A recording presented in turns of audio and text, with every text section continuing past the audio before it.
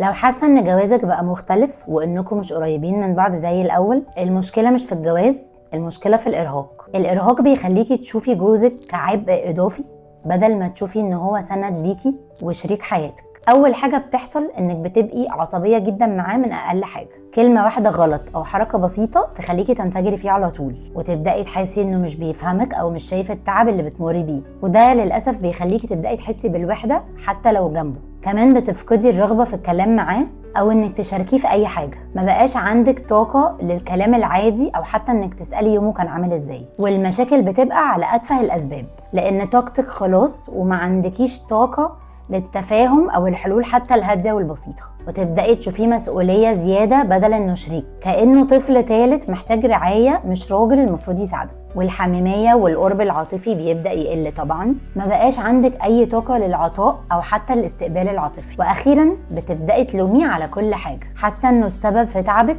وحاسه انه مش بيساعدك كفايه. الحل مش انك تسيبي الجواز او انك تفضلي تعاني، الحل الاول انك تعالجي الارهاق.